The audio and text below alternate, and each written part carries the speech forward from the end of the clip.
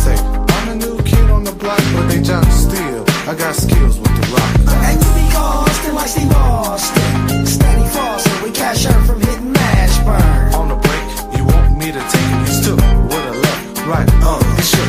Look, More steals than Ricky Head from the Pac-10. I ain't new to this, I give assists like a high school tutor. But who the hell said being a kid was easy? But ain't nothing going on but cash and me ballin'. But I guess they all is cause they hear a brother fallin'. Don't sweat it, everything's gonna be alright. Let's go back a few years to be exact. High school, the fools didn't Nothing better than having the head coach of the Dallas Mavericks rap your theme song for your post game show. It's got to be a great thing, even though Kendrick's not going to get his way tonight, guys. The Mavericks are about to beat the Lakers. What it looks like. I know that upsets you and infuriates you.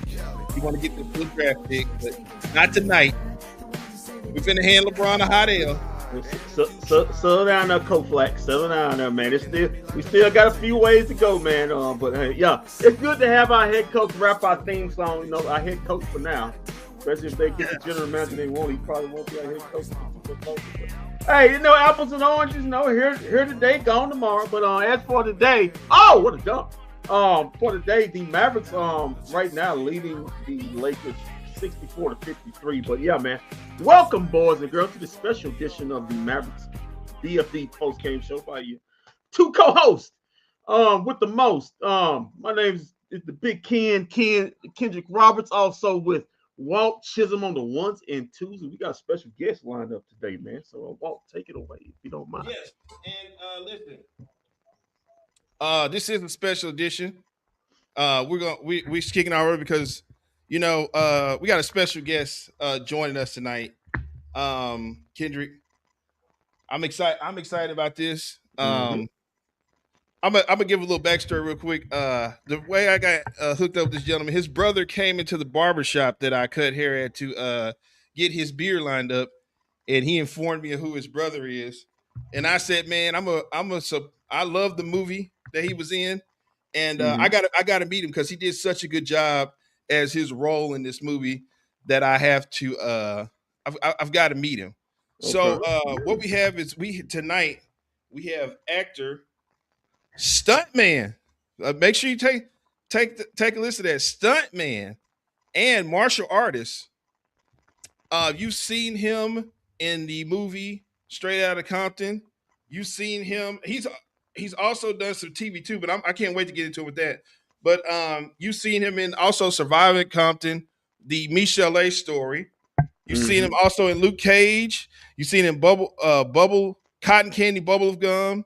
And martial arts kids 1 and 2, Fury of Fist, and 48 Hours to Live. Ladies and gentlemen, I give you Mr. Marcus Taylor, aka Suge Knight from Straight Outta Compton, joining us live right now. Mr. Marcus, how you doing tonight, man? It's all good, man. What's up? Y'all funny. We have to be, man. We have to laugh to keep from crying watching these Mavericks play basketball, man. I'm sorry about that. I'm sorry, but Dallas is that the Cooper kid is doing his thing. Yeah, man, he's putting it on the Lakers right now, man. He had 50 the last game. Looks like he may go for 50 again tonight, man. What, he got 28 already? Good great. True. You know, I mean, honestly, I'm a hater when it comes to certain sports. I'm a hater. Like, I don't think LeBron should play in the NBA. He should go to the G League for at least the next two to 4 years. Trust me, you ain't the only one. I know, man. I'm like, even my homies are like, yo, you hate. I'm like, okay, then I'm a hater. I hate it. Yeah, it's terrible. It's like a hate-love thing. I love the fact that a black man got that much power that he can get his own kid in the NBA. But also, I don't like the fact that he's in the NBA because he's not good enough. At least not yet. Right. He needs to go. He should have went to college and stayed, but at least go to the G League. for the next 2 to 3 years. He's still young. He's got plenty of time. He's got plenty of time. I agree with you, and I saw him the other night trying to play point guard and got ripped. Dude, like 3 times in a row or something. I was like, what? Dude, I'm like, yo, take him out the game. But they don't got nobody right now. Yeah, that's kind of what it is when you lose your best two perimeter players in the same game. It got really bad in her, really bad, really quick in that game. It got really bad, really quick in that game, boy. So. They was like, oh, he's out. Oh, let me get him. Let me guard him. Let me guard Bronny. I'll guard Bronny. Let's guard Bronny. You know what I'm saying? It was like, oh, that's easy pickings. But yeah. Barbecue chicken, Marcus. Yeah, brother. Barbecue chicken. Well, listen, man, we've got you here because we are here to promote and talk about the movie. I've been seeing you making the rounds here. The movie that you were in, Lazarus: The Awakening. And if we could, let's show the trailer real quick to this real quick, if you don't mind. Yeah. Wow.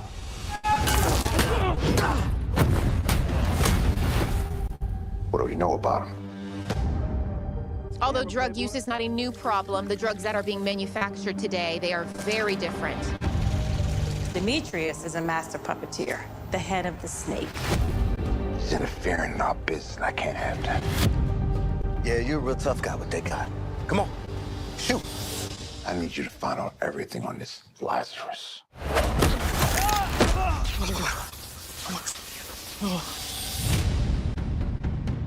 Is he a friend of yours? Not really.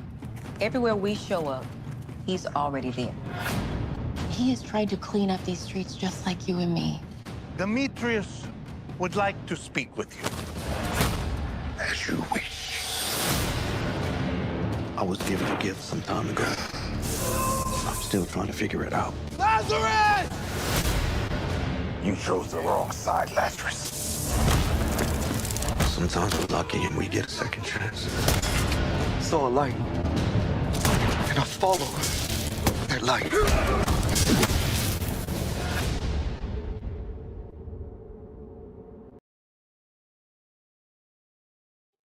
Man, tough right there, man. That is beautiful right there. I like that. So chat me up real quick, Marcus. How did this film come about? Well, it all started with the creator, Sean Riggs, and like he did there was a part 1 of Lazarus, and that came out, I believe, 6 years ago, and people really liked that one. And now we're on it's actually the second one. This is part 2, but it's more like a reboot than an actual like continuation. It's more of a reboot in a sense. And it starts. His name is Ray Lazarus. He gets killed, and he comes back from the dead. And he cares about the streets. He wants to stop crime, and he's a good guy. He's a really good guy. But my character Demetrius don't like him. He's interrupting his business. And when you interrupt Demetrius, you're gonna have a problem. So Demetrius is trying to deal with that problem. Yeah, and my favorite line of the whole deal was what you said. I can't have you messing up my business. That's serious. Like seriously. But there's more surprises too. Like Demetrius learns he's not the only guy that is special. You know what I'm saying? He realizes that Lazarus is also special, a special ability, and he's like, "Oh wow, okay, all right, let's see what happens." And it's nonstop action, nonstop. You will not be bored. Did you have some, Kendrick? Yeah, man. Listen, the trailer is awesome, man. What was the theme? I mean, what was kind of like the theme y'all wanted to go into this project? Like, what were y'all going for with your character? Most importantly, what did you want the theme you want to go into your character? I'm gonna tell you, this is what Sean said. He called me, right? He was like, "Yo, Mark, I need you to put a little sugar in that shit." And I was like, okay, all right. I said, I don't know about the sugar, but I'm gonna put something in it. Yeah, man, put that sugar in it, bro. Put that sugar in that shit. I was like, all right, man. I was like, all right.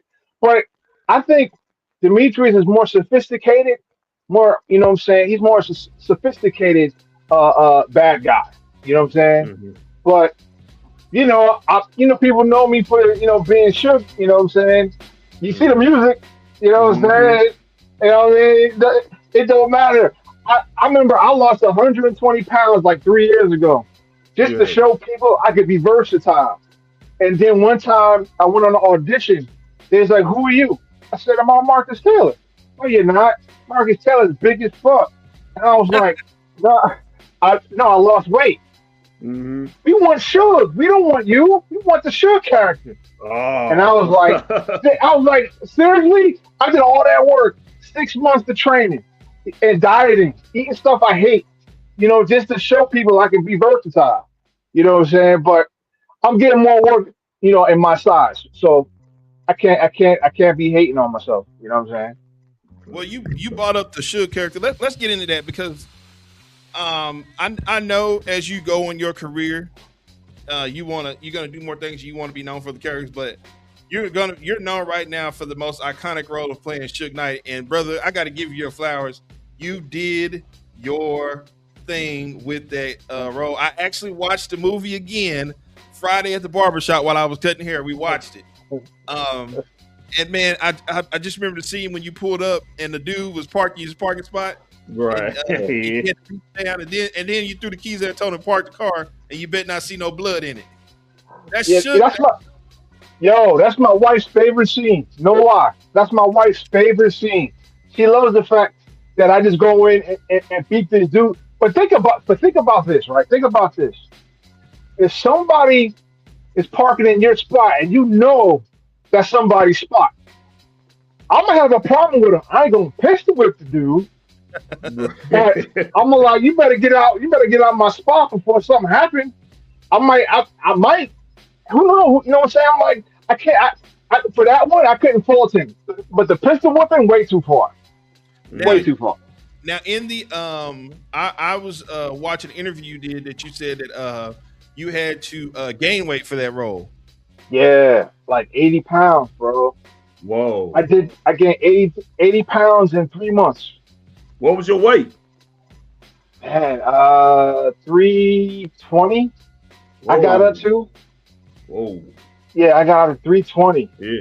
Okay. So, and What's that your was role like between 240, 260, around that way.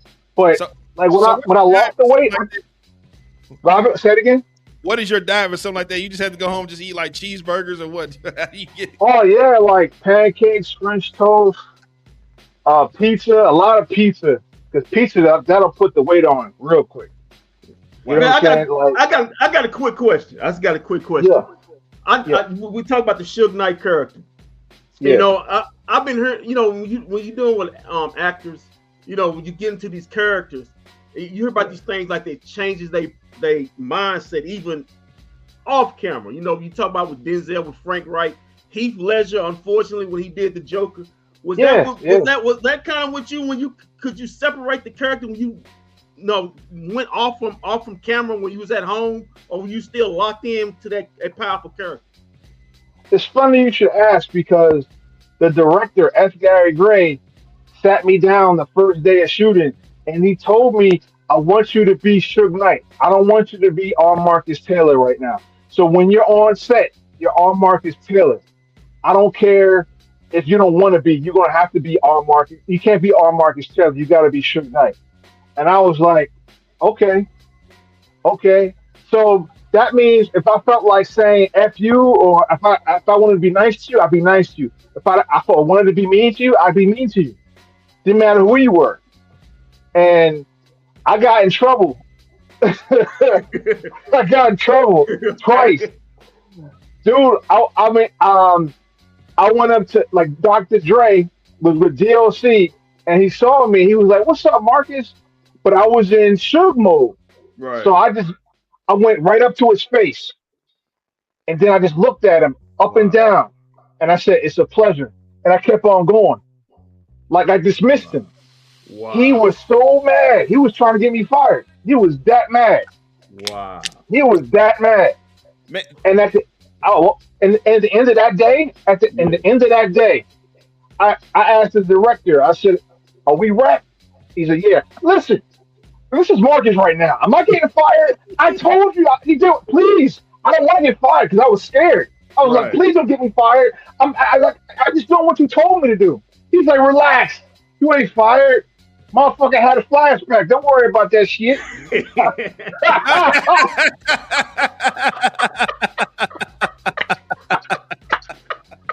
Yo, and the very next day, because I was only supposed to be there for 10 days, but because of my performance, because of what I did, I followed my directions. Because of that, I was there for the whole 4 months. So wow. that was a blessing. I did my job. That's why I tell young actors, do your job.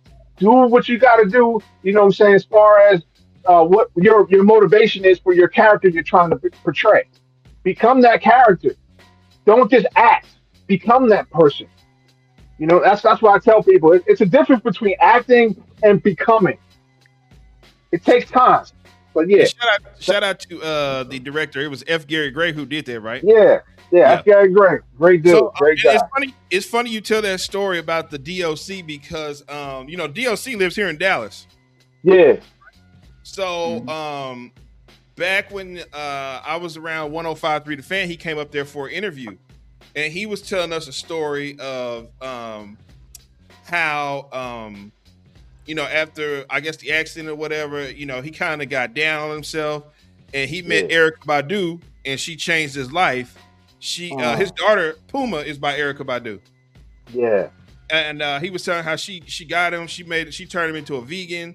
Gave him a daughter, and just changed his whole perspective and how he looked. And he just said, I'm a whole different person because of Erykah Badu.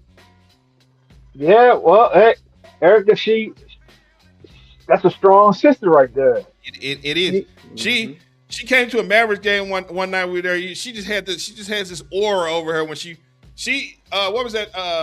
They said Michael Jordan. They went to see him on the court. He was like, Allen Iverson said, I saw Michael Jordan on the other side of the court, and he was like glowing. That's how Erykah Badu is.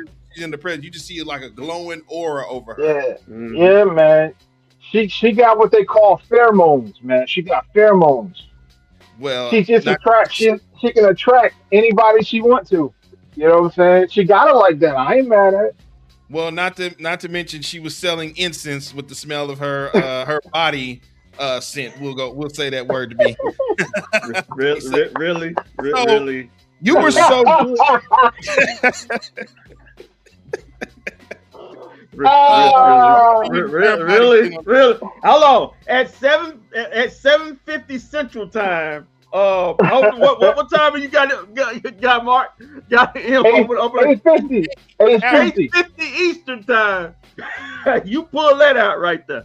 Well, wow. He was talking about That's good stuff. I wanted to let that be known. But you were so good at this role that it carried over into the surviving Compton role with the Michelle A story. Now talk about that. I wish I never did it. Oh no! I wish I never. Yo, they treated me. They treated me real bad. The producer told me to do method acting, right? Mm-hmm. But a lot of people were. I don't think because we shot this in Cincinnati, Ohio, and there wasn't too many black folks around. So I don't think a lot of the crew are used to being around black people. Seriously. So everything I said, they got scared. Everything. And I was like, yo, I'm just playing a role. I'm not really this dude. So they really think I'm gonna do something to him based on how I was acting. But the producer didn't have my back when he was supposed to, because he told me to be method acting. Right. See, I had in Straight Outta Compton, FBI Gray made sure he told everybody I was method.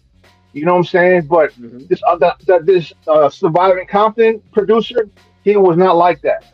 So it was It was terrible. I hated it.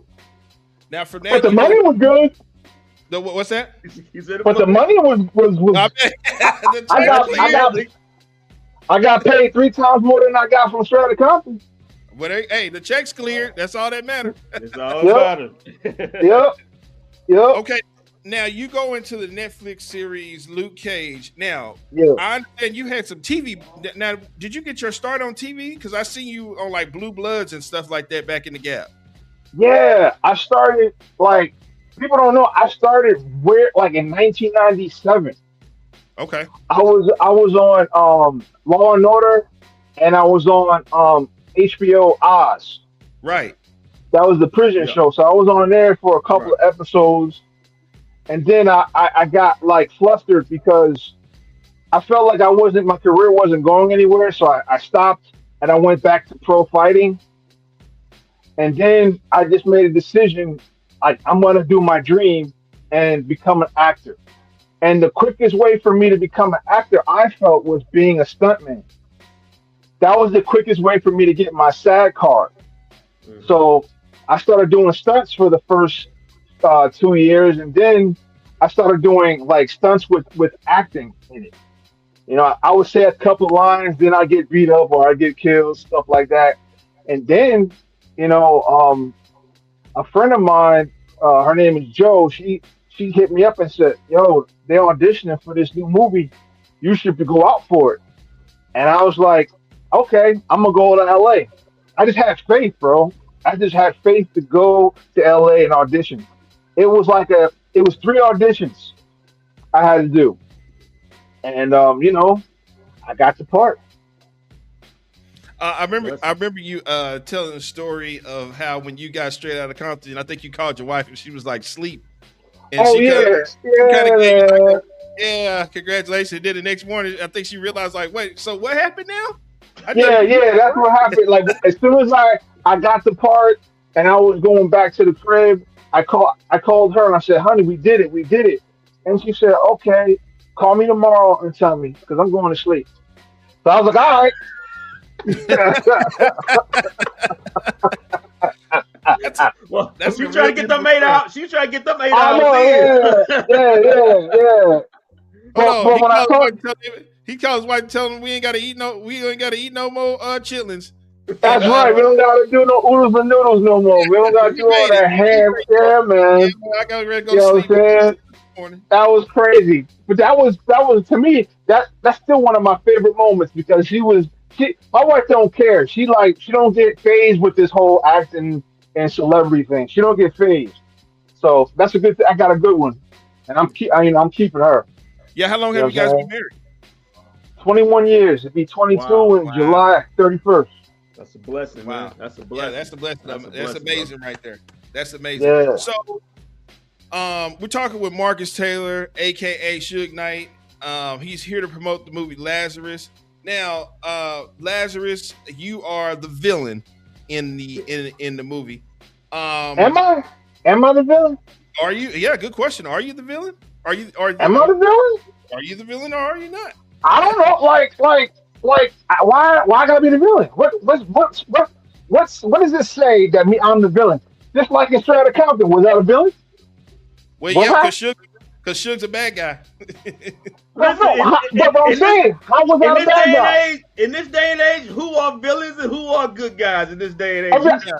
I'm just saying, no, for real. Like, the real talk, like, yo, was that a bad guy? Listen, really? Listen, we're gonna go with the WWE. We'll go with the WWE term. You're a heel. You're I'm a heel. Okay, I'm the heel. Okay. You're a heel that could turn face at some point when the movie's over. Okay, all right. Well, that's debatable. So, but no, real talk. I play Demetrius, and he's not a very good person. When he wants something, he takes it. If you mess with him, he'll deal with you. You know, that's straight up like that, just like that. What's the main thing? Talk. I'm sorry. Go ahead. Say it again. No, what'd you say? I was gonna say, what's the main thing that you want everybody to take from this film? Well, for one thing, You got a brother that wants to do good in this world. He's not trying to get over. He's trying to help people. We need more of us brothers taking control and helping the community. Right. You know, because the women have been, unfortunately, they've been doing it, and it's not their job. It's the men's job to protect the communities. Mhm. And this man, the Ray Lazarus, is risking his life, and he risks his life to become this great super. He's a superhero. You know what I'm saying? Because he has superpowers. You know what I'm saying? But his thing is he wants to help the community, and he wants people to help themselves. That's it. And Demetrius is trying to do his own thing. He don't want that. He want no. I want to do what I want you to do. But you know, sometimes a dude got to come from nowhere to become something and just kick butt. And that's what Lazarus is doing. So basically, what I'm understanding is Demetrius is going to be around in the Awakening 3, the revival, is what we. I don't know. I don't want to say yeah. I don't want to say yeah, but it's going to be they're trying to be a franchise. Definitely trying to be a franchise in it. Spoken into existence. I just gave you the next title. Yeah, thank you. The revival. Are we playing? Yeah, definitely. It's going to be a Lazarus universe. Definitely. Yeah, like Power. They got all those spinoffs. Is what. Yeah. Now, Kendrick, I'm going to shock you with something right now. What I'm about to drop on you. Okay. You look at this guy right here, Marcus Taylor. You think this is a pretty sized guy right here. He probably can't do some of the stuff I'm about to tell you about. This guy here is a martial artist guy. Okay, this guy knows Muay Thai, Capoeira, Hapkido, Kung Fu, Taekwondo, Judo, Gracie Jutsu, and Nujitsu. All of it. So he's a book by his cover. You don't think he can do that now? He's. Oh, okay, go ahead. This. He doesn't know I got this. I got film of this. Okay. Yeah, I can do a little something. Yeah, I've got film of this. Look at this. Oh wow! Where did you get this from? Wow. Oh yeah, I dug it up. Oh my God. Look at that. Oh damn. The mayor's son. Oh damn, he a modern day show enough. Oh my God. And that's when I was really big back then. I was really big. Man. And everybody. Whoa! Was that a spinning back kick? Yeah. Nice passenger 57. Yeah. Wow, yeah, that's you got the sticks.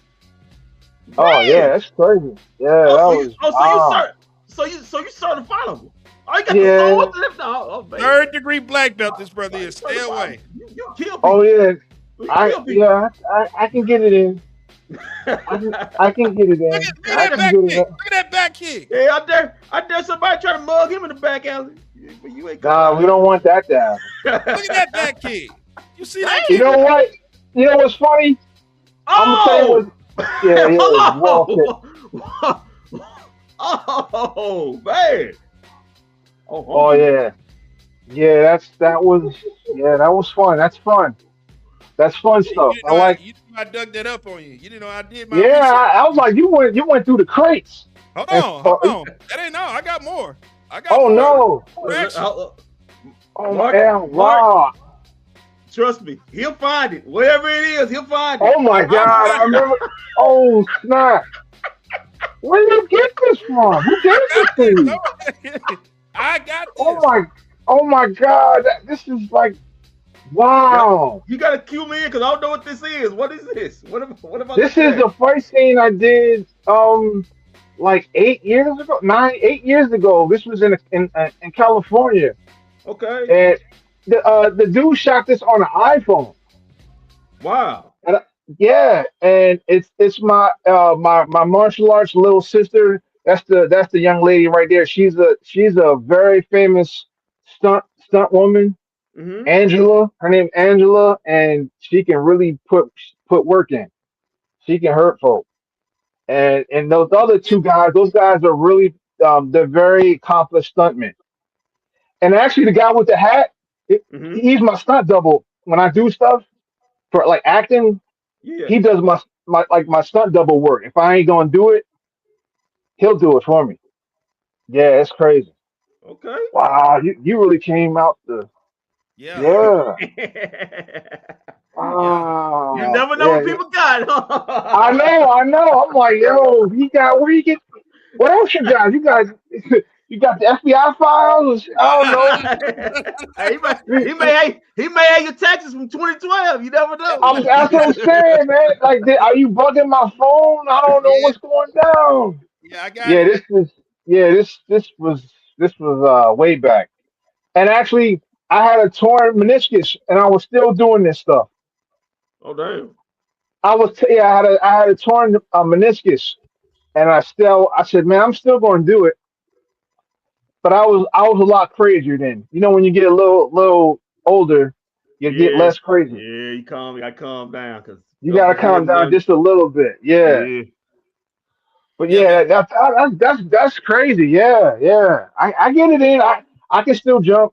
I can still do the backflips and Yeah, man, walk that on spinning walls. back kick, man. I was like, what?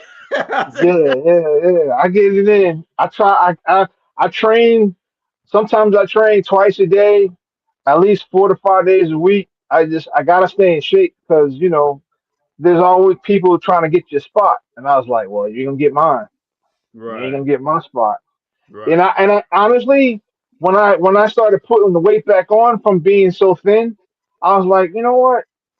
We always see the skinny guy doing fight scenes. You don't see a guy my size, a big guy, like be very fast and very athletic. You don't really see that as much. So I was like, man, I'm gonna enjoy myself. I'm gonna eat healthy, but I'm gonna eat a lot when I want to. I'm not gonna, you know what I'm saying? I'm not gonna just starve myself. To try to be something The that last I'm really not. the last big guy, probably your size, who I see move like that, that comes close to you is Steven Seagal. Yes, yeah. What we should. I'm gonna tell you something. I did 2 movies with Steven, and each one he had at least 9 stunt doubles. I'm not kidding. Wow. Mm. He had 9. He had 9 stunt doubles. 9 of them. I was like, okay, okay, You got to tell me. Okay, you got to tell me something. Is yeah, Steven sure, Seagal the actor? Does Steven Seagal play Steven Seagal in every role? Cause it look like he plays yeah, himself. And it's yeah, it's Steven Seagal, so that's him. He just yeah, changed the name. Okay, okay. I'm trying to figure out. yeah, yeah. Okay, He he's a wackadoo. He's a wackadoo. okay. He's I'll like, keep it real. okay. He's a wackadoo, but like I said, them checks come. When Yeah. them Yeah. checks come, I'm all right. So is And there what's that? is between Steven Seagal, Wesley Snipes, Chuck Norris, those guys right there, aren't you guys? Aren't those all like third degree black belts right there? Oh, they're like Chuck Norris, rest in peace. He was like a 10th degree black belt, or maybe eighth or ninth degree You're right. He black was the belt. eighth degree. You're right. You're right. Yeah. Now, like I'm gonna be real with you. Like out of all those people you name, Chuck Norris might be that dude that can put in work the most. Well, it's funny Be, you said that you bring him up because he used to shoot Walker Texas Ranger here in Dallas. Mm-hmm. okay. Oh Yeah, wow, that's what's up. yeah. So Yeah, yeah. you would see him out. We would see him out and about in the city all the time. He lived here. All right. You would see him. Yeah, You could yeah. see one of the movies and see him just sitting there chilling. Yeah, he like in his heyday, he was the man. He fought bare knuckle, tournaments and stuff. So he was a real fighter. You know what I'm Yeah, saying? I He mean, was you he Bruce was the Lee. real deal. He was the real deal. He wasn't like an actor that's a martial artist that says he's a fighter. Like, because we got a lot of dudes in Hollywood. They say, "Oh yeah, I'm a fighter too." No, you're not. You're Oh, not a Mm-hmm. fighter. Mm-hmm. oh. You're an actor. Be an actor. You Mm-hmm. make money. No, I'm just saying, be who you are. That's all. Be who you are. Is You there still any good to dream? me. Is there any dream roles that you would like to do? Sure. Oh man. I want to try to kill James Bond. Okay. That would be really cool. Like to be a villain in that movie. I would love to be a villain in a James Bond movie. Definitely So, want to do that. so it feels like you have accepted. Um, what was that in Batman the Dark Knight when he said you could die a hero or live long enough to see yourself become the villain. It feels like Yeah. the hero in you has died, and you have seen yourself become the villain, and you're okay with playing villain roles for the rest of your career. See, that's the thing. I felt that was the only way I could really do good was to be a villain first. Because let's be real, I'm the house Negro. I'm light skinned. How many tough guys you gonna see in the movies looking like me? Come on, real talk. Seriously. We bitch slapped the light skinned niggas. We bitch slapped them. Get out of here. Get the f out of here. Get out of here with your pink shirt and your khakis. You know what I'm saying? With your baby hair sideburns. Get out of here. Am I right? Am I wrong? You're not wrong. So I made sure I said no. I'm gonna be the baddest dude in the movie, so I can get more work. You know what I'm saying? Being bad, I get more work that way. You know, but I mean, being good I could be good. I just wrapped up last week a film I just did, and I don't play anything this is something I've never done before. I play a beta type husband, and it's a thriller. It's crazy. I can't even talk about it right now. But when it's time, I'm gonna let sure you know first. Real talk. Yes, please. And of course, if you want to come back on and promote that, you have definitely free range to do that with us. You have fans. You are fans of ours for life, man. Like we're big fans of your work. Like we love. Me and Kendrick both love the role you played, Suge Knight, man. Thank you.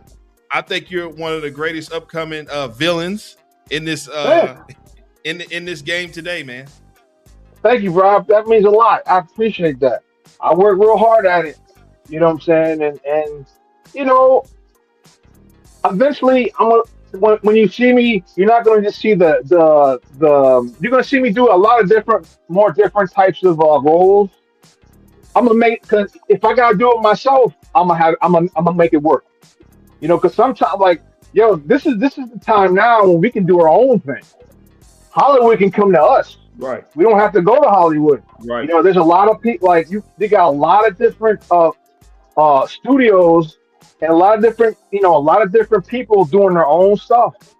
So, you know, it's not just like I used to be. You can only go one way. No, you can go many different ways, many different avenues to getting your film or your series done. Yeah, I heard fam about the what's kind of big now, or kind of been big in the game for the last maybe 4 or 5 years. That these mini movies now. It's in the billions now. These actors who may not be big time actors are doing, and they getting bread doing these 15-minute mini movies and stuff like that. They're shorts. They're called shorts. They're making these shorts, and they're making, man, like seriously, between $250,000 to $500,000 to $1 million a month. Yeah, like that ain't no chicken. Yeah, seriously, that ain't chicken feed. That's real money. No, it's not. You know, that's real money. And honestly, some of this stuff is terrible. It's terrible, but they're still making money because people are supporting their type of entertainment. So imagine if you got a good quality thing, and you show that, and then you tell people like, yo, spread the word. Money. That's money. Everybody can make it in this business. It's just a lot of people are so scared. They got this like coon mentality. You know what I'm saying? This house Negro mentality. It's like, I'm going to be the only black person on this level. To hell with every other person. I'm like, dude, if we work together, we can rise together. We can rise together, man. We got to eliminate that fear.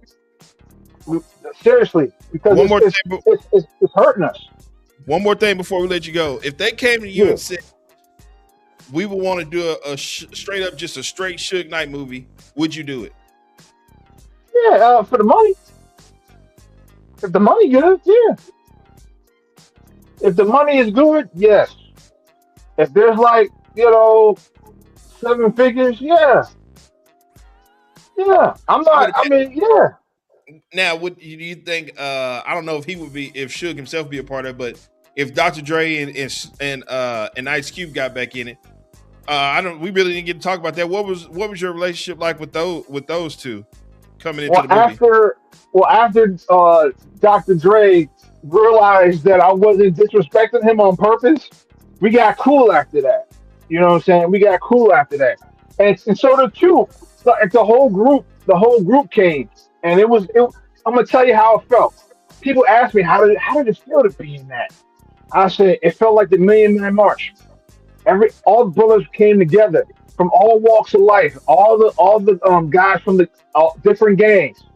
I mean, they was being vulnerable to each other. They would say, "Man, I just came back from doing a 10-year bid, and I'm on a movie set after just doing 10 years. I'm just blessed to be here. He's like, dude is crying. Other brothers are crying. It was a real brotherhood. We treated the women right. You know what I'm saying? Nothing was stolen. Everything was cool, bro. It was one of the best times of my life. Definitely the best times of my life. I'm glad to hear that because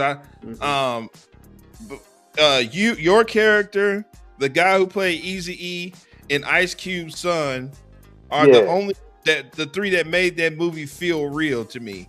Because if it wasn't for you three, I think the movie wouldn't have did good. Especially if it wasn't for Cube's son, because man, when you go back and watch it, he had his daddy's mannerisms down to a T. Like the way he walked, the way he talked, everything from back in the day. Well, like Ice Cube made sure O'Shea Jr. had to work twice as hard. Yeah, so he made him auditions, he said. Yeah, he had to work twice as hard as everybody else did. So he ain't getting no freebie. He made and O'Shea just stepped up and manned up. And as you can see, he did a great job. Yeah. Definitely. He did a really good job now. Yeah. You were talking about how horrible Survivor Content was. I saw the Ice Cube that they put in that movie. I was like, come on, man. What is this? That's my dog. No. It's the script, man. He just no. He's a good dude. No. He's good. He's good. It's like you gotta say the lines that's given to you. You gotta say the lines that's given to you. No, man, it wasn't. I'm gonna be honest with you, Mark. It wasn't him. It was the Jerry curl they put underneath that hat, man. That had me upset, man. This guy.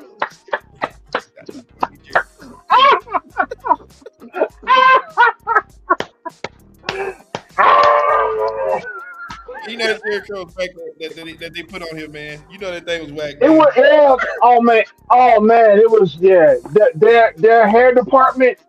They need work because it was kind of suspect. Especially Eazy-E's, man. Oh my God, his was bad too. Too. And those guys, some of the best actors for real. It's just, you get this thing, it's crazy, bro. It's crazy. But once again, you kind of say that movie. You and the girl who played you and the girl who actually played Michelle A. I can't remember her name. I remember she was on Lincoln Heights back in the day. Yeah, I forgot her name myself. She's a great actress. Yeah, and she's a great singer too. She can really sing. Yeah, she's a hell of a singer. She's multi-talented, and she's doing her thing. God bless her. She feels like a little sister to me because I watched her grow up on Lincoln Heights to where she is now. Well, I had to kiss her, so imagine that.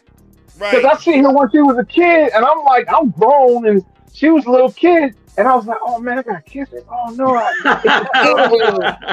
no, not because she's a very attractive young lady, but I'm like,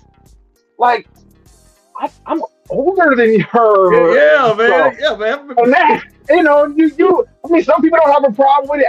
I'm just like, I'm like, oh no, okay, I guess I gotta do it. So let's, I gotta be business, be on business. So I did, you know what I'm saying?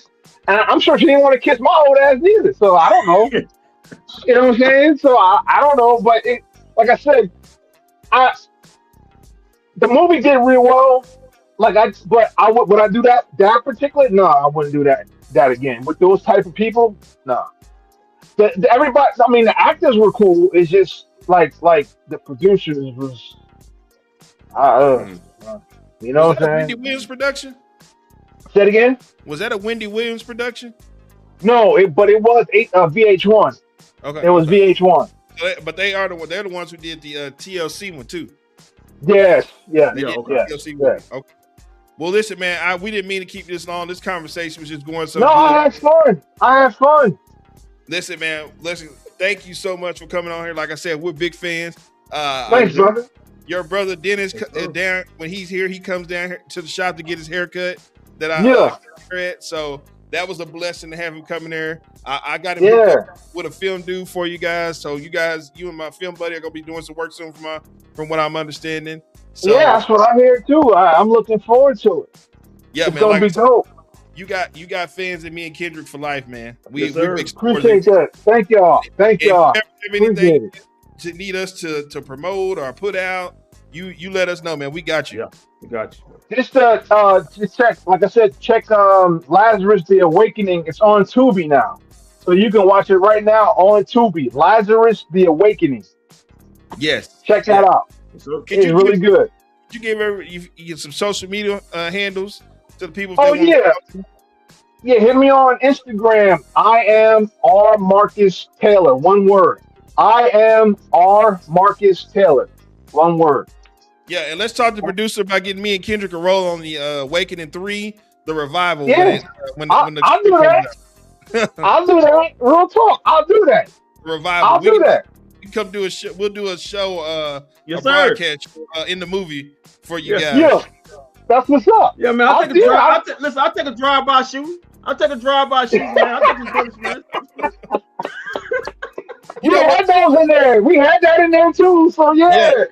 You know what's funny is he says that, and when I was at the Super Bowl, I was talking to some wrestlers. I interviewed Big E from the WWE, and I was telling him it's been a dream of mine to get put through a table. Oh.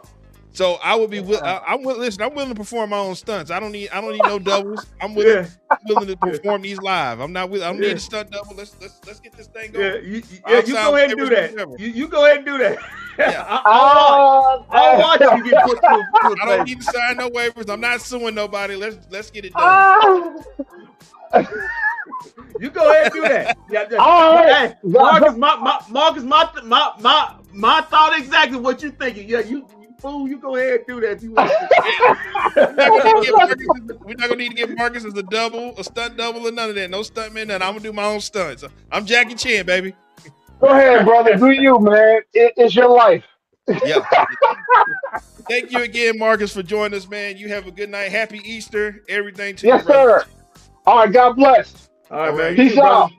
All right. Later. That was Marcus Taylor, aka Suge Knight, man. What a great guy, man. Yeah, man, he is, man. Yeah, he is, man. Good guy. Good guy. He's better than this Maverick game that's going on right now. My Lord. Man, there's no defense getting played in this game, man. This is basically going to a base of wreck game. Both these teams probably gonna get 100 before the end of the third quarter. So, yeah, man, it's right now it's 99 to 90.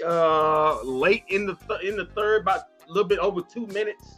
Mavericks leading. Somehow the Lakers are still in this game, but that's just today's NBA, I guess. But yeah, man. So where are we going? Where are we going to next? Well, we're gonna get into the Rangers here, but man, let's just recap real quick, man. What a great guy and a great interview, man. Yeah, man, that was awesome, man. That was awesome, man. Listen, the dude.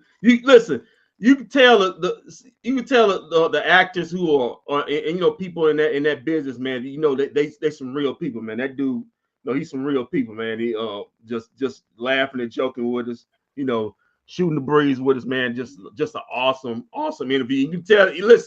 You can tell it's always an awesome interview when you look at the time and say, "Damn, it's that long." And man, it felt like it was just 5 minutes, man. It took almost like a 50-minute interview. So man, that was an awesome interview. Enjoyed it, man. Hopefully we will have him on again. So yes, we definitely will do that.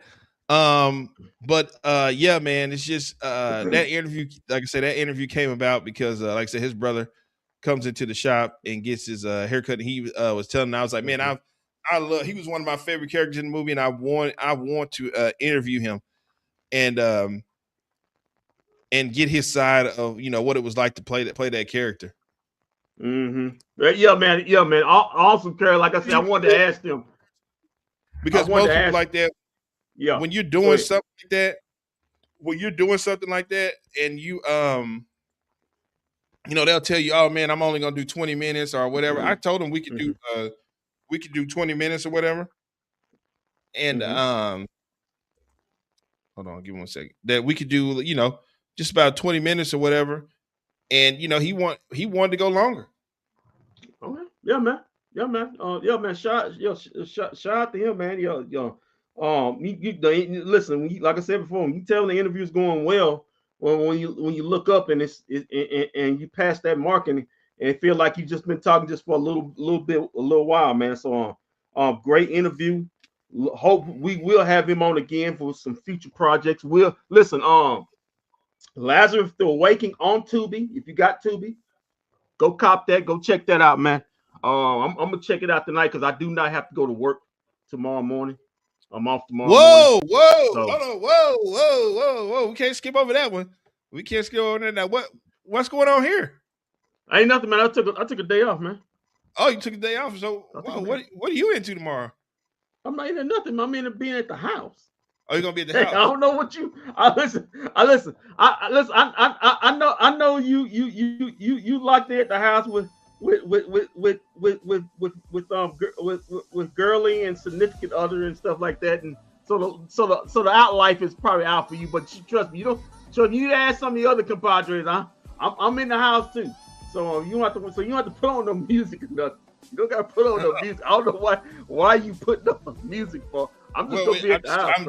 I guess I conduct a second interview here. So you just took off. You don't need to conduct no second interview. I don't know. What are you putting on your glasses for, man? I put back on my glasses. Why are you putting? Conduct another interview here. So I'm understanding that you've taken off tomorrow and you're just gonna be at home chilling, huh? At home chilling, man. At home chilling. At home chilling, man. Go to get some projects done around the house that have to be done. Okay. That's it, man. That's it, man. Took a day off, man. Need a day off. It's been a while. I don't understand why this music why are you playing this music, man? well, it's just that yesterday when I talked to you, you said you couldn't answer the phone because you were at your uncle's, and this is a baby about 10:30, 11 o'clock, and so I was just curious. So when did you get back from your uncle's? You're out in Fairfield. I think we've had a conversation about you going to Fairfield before. You've gone to Fairfield, but you've ever gone to Fairfield alone? That's my mother's hometown. All right. Okay. That's my mother's side of the trees is there, man. Okay. So yeah, man. Let's spend some time with the fam, man. Wasn't nothing more or less than that. That was all. Spend time with the fam. Ain't nothing much. Listen, ain't nothing to do up down there, man. And I'm not trying to call you a liar or anything. I would never do that. But I've heard of you taking this trip to Fairfield, but there have been times you haven't gone alone. You went on that road trip one time with your was that your supervisor or manager that one time? Didn't you guys? That was Caroline, I believe. No, the wrong person. What's her name again? Her name is Keisha. My supervisor is Keisha. Okay. Keisha. Carolina is a co-worker, man. She's co-worker. Okay. I don't know what you trying to do right now, man. It's getting weird. What are you trying to do, man? I'm just trying to figure out what's going on here, man. And so Carolina is your co-worker, but Keisha is your super. Okay. Yeah, what? I work with a lot of females.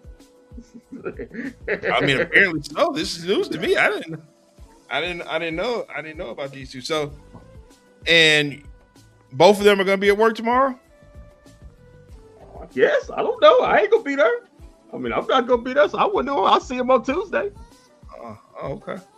I'll see him on Tuesday. So call it to the job and get the attendance records for tomorrow. Oh, why? Oh, hold on, man. Hold on. Don't do that. Don't do that, man. Because you starting to listen. I got some people make me watch the show. You can be sitting away something, man. Come on, man. Don't be doing that. Don't do that. Oh, I mean, hey, you was willing to run that YN in at work. You snitched on him. I didn't listen again. I didn't snitch on him. I just told my supervisor, hey, you want to drive with us? I mean, it was his fault if he came to work on time and did nothing. Did nothing happen. So I mean, he came in an hour late. So he didn't come an hour late. He must not want a job. So that is. But I heard he's working somewhere in you heard he landed on his feet. Yeah, man, I heard he's working somewhere in Lancaster. So shout out to whatever job he's working at in Lancaster. So shout out to him. He's a young guy. He's a young guy. Get up on his feet. His job's everywhere. It just wasn't that one. It just wasn't that one. That was all that was. It just wasn't that one. But yeah, with this music, I don't know what's going on. I'm just taking a day off tomorrow, man. Go do some stuff around the house. Get some chores done, and that will be all. Rest of the day, I did get me a new comforter on my bed. Okay. Yeah. Whoa. It's a yeah, we're talking about something. So hold on, wait a minute. Look, there's some holes.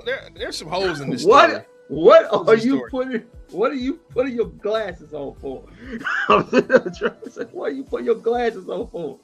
There's just some holes in the story. There's no holes in the story.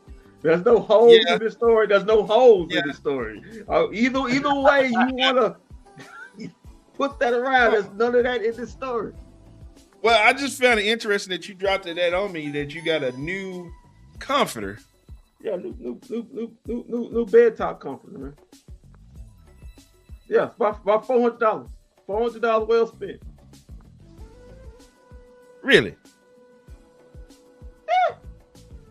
Yeah. Got a JC Penney's, man. $400 well spent. It's got the what is it? It's the 4-inch cool. It's the 4-inch cool.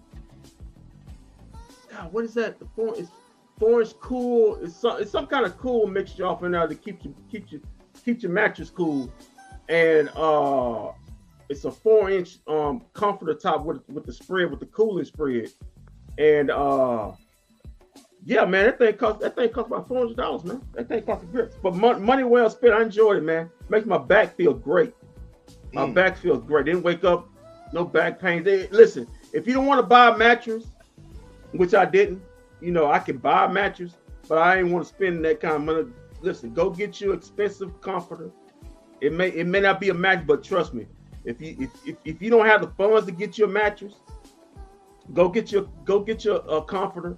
But don't get you a cheap one. Get you expensive one. You may have to pull out a 2 or 3 ducats, but trust me, it's money well spent if you want to go that route. If you don't want to buy a mattress, you just want to go in and just buy a total mattress. Okay. But anyway, man, that was what I was doing, man. That was what I was doing. So I'm glad the music is off. Because what you was insinuating is nothing. Because I had a pretty dull 2 or 3 days, except for spending money on Actually, when I talked to you about my air conditioning, I didn't go that route. I went another route. So I didn't have to spend that kind of money. So I'm happy about that. But okay. Yeah, so I'm happy about that. So I'm gonna go the grant route. Let's get the grant from the city. Now, hopefully, they still doing those grants. Where you just get a grant from the city and just put whatever they want in your house. But hopefully, I'm going that route. Hopefully, they give me a call back tomorrow, because that's actually what I'm taking off for. Because they say they're gonna call me back tomorrow, so I'm doing that to take that call. So that's what I'm basically taking off for, to get that call, so I get that grant, so I can put some upgrade the house, man. Upgrade the house where I have to actually pay for it. Great. Well, wait, you talking about great? Wait, hold on, man. Well, you kind of that was like a sawed off great, like great. Wait, because it didn't have any women in it or nothing. I'm happy for it. I'm happy have any women in it or nothing. Can you have 2 or 3 women in it or nothing like that? That's really why just great. I hope the city can come through for you like they're supposed to, do their job like they're supposed to. They owe that to you. The city owes it. They do. But we got to talk about a team in Dallas that's not been on a winning streak lately. They've been on a losing streak coming out of the gate. You know, I thought these guys were going to go undefeated at home, but that's just not the case. Yeah. They came in first place. They came into the weekend series in first place, and now I think they're in third place. And that's the Texas Rangers.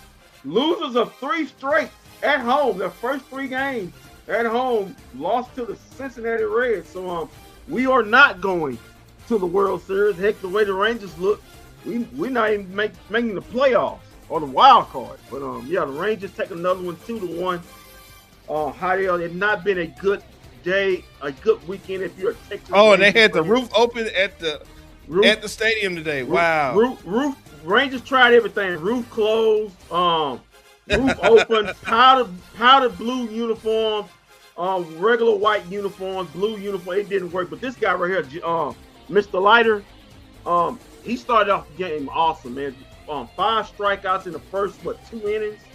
He was just striking them out, man. Right there, strikeout. Wasn't able to get the tag. But yeah, another strikeout, another K by Mr. Leiter, coming into his own. I think this is his 3rd season. So I'm expecting big things for him. But this guy right here, the Reds pitcher, man, he had it stuck on automatic also. It was a pitcher's duel the first half of this game.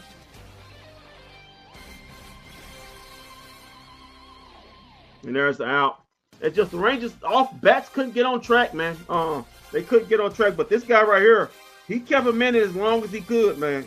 He kept him in it. He had some nasty stuff today. But yeah, always, even though the Rangers lost at 4-5 now, but you know, like I said before, the Rangers now they're in 3rd place behind Houston and the Angels. In the MLB going in out of this weekend. Yeah, this guy right here, man. Look at this nasty stuff. Look at that heater. No chance. Just watch them look. Just have them just looking. Another one. Yeah, fastball. Watching my guy Corey Seager play the other day. He could not get anything going. Yeah, man. Yeah, man. I guess you can cool those MVP talks you was putting on the group chat. No. I just want him to get a statue at this point. Statue? Yeah. Well, okay. He helped bring the city a championship, so he can have a statue. El Bombay, man. I see, just threw him out the trash. But the Rangers threw him out the trash. When we needed him the most, he wasn't there. Really? Yeah. He wasn't there. Really? You must have forgot about that. The series against the Astros, man. I remember. I don't think he was there. I don't think he was there with us for that one. The American League Championship against the Astros. We were in the suite at Monday Night Raw when they won that one. When he hit that home run. That home run. Basically, you say that, man. We thank him for what he did for getting us to the World Series. But Corey Seager is who closed it out for us. I ain't gonna disagree with you there, but I'm just saying. El Bombay, man, he got you to the World Series. Listen, we don't get to the World Series without El Bombay, but we don't win the World Series without Corey Seager. This guy stepped up and won the thing. He won it for us. Yeah, right now. He deserves a statue. Yeah, right now. How many people that thought that when El Bombay went down that series is over, we weren't going to win? Corey Seager said, "No, I'm going to put this team on my back. I'm going to put the city on my back, and I'm going to go out there and I'm going to win this World Series for the city of Dallas." Yeah, the range. Well, you talking about statues? The Rangers looking like statues. They looking at so many strikeouts they getting right now. Agree. Agree. Like I said, pitchers duel. Another hit, another base hit, right here. We gotta get this pitching. We gotta get this pitching thing in order here, man. And then able to get it. But like, listen, the Reds gonna have a good team this year, man. The Reds may win the NL. It's the hold on. It's we got a situation here. Come on, man. We got a situation here. It looks like, yeah, just right on time. It looks like Daniel Gafford's hurt again. Oh, God. Holding his right shoulder. Yeah. Yeah, man. He's headed straight to the locker room. The man heard it getting a rebound. He heard it getting a rebound. He wasn't even touched. He heard it getting a rebound. Yeah, will somebody just end this season, please? Yeah, I'm looking at him. Oh, don't worry. It ends next weekend, mercifully. All right. Let's get back to this. The Rangers down 1-0 in the sixth. Like I said, defensive battle. The Rangers just couldn't get their bats going, man. They couldn't get their bats going in this game. Every time they try to raise, the Reds will make a play, make a double play, and make an out to ward off the Tide. There's another strikeout. This guy just had it. I don't know. I watched the game. I don't know this guy's name is, but he had it going today, man. Just striking out the Rangers left and right. Top of the seventh. Here it is. Don't want that. And that coffin corner leads to a double. Timely hitting by the Reds. Like I said before, the Reds gonna have a good baseball team this year. They may win the NL Central. Pitch got away. Runner on third. I think this one they scored 2 runs. A little too late. As Mark Cuban's in the building right now. He wasn't in the building last week. I don't know why. Yeah, well, he's been busy running his mouth and snitching and dropping dimes lately. I'm surprised he was. Well, hey man, at least D-Lo said left him what's up, man. You got some snitches up in there. Wow. Didn't the Rangers lose by what, 2 points today? Right, it lost 2-1. It lost 2-1. 2-1. Come on, man. 2-1. Really? Yeah. Listen. This is a bad series. This is a bad series. I mean, it's okay to lose to a team, but you don't get your opening day, your opening home stand, and to get swept as the Rangers try to get it tied up at 1 right here. But to lose. Who hit that home run? I think that was. Oh, Peterson. Oh, Peterson. That's Peterson. Yes, Peterson. Yeah, he finally come alive. I see he got his blue blockers on. He came alive with the big home run. He was the only offense today. But you can't get swept. It's your first home stand of the season. You at least gotta win the series at least. But to get swept, that's kind of unfortunate right there. But well, it's just one of, I guess, 3 of 62, 162. So back at it. I think tomorrow. Look at how beautiful the field is when they got the roof open. That's how beautiful. Listen to me. If it's not extremely hot outside and it's not raining, the roof should be open all the time at the stadium. I don't understand why it's closed.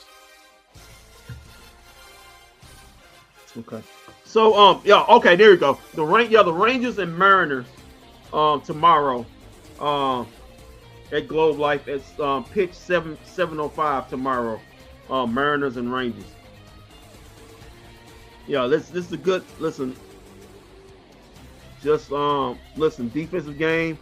The Reds just made more plays when they needed to than the Rangers did. That scores a run right there, and that would be the difference right there. That was the only run they needed to get a 2-1. Great piece of hitting the opposite way. Oh, come on, man. Come on, man. And the Reds take it. That was the only runs they needed.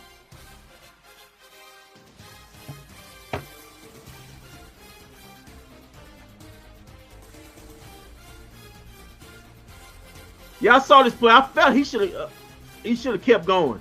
I know sometimes your third base coach is probably, but that's when you know momentum going. You need to keep going, see if you can try to push that run through. Nice stab. And the double play. What a play. What a play. What a play. Best defensive play of the day, even though it didn't result in a win. Is that Smith?